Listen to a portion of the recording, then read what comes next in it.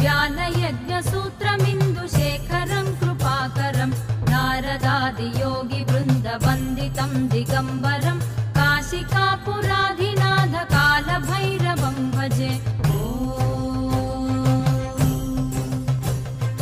भानुकोटिभास्वरं भवाब्धितारकं परं नीलकण्ठमीप्सितार्थदायकं त्रिलोचनं कालकालमम्बुजाक्षमक्षशूलमक्षरं काशिकापुराधिनाथ कालभैरवं भजे।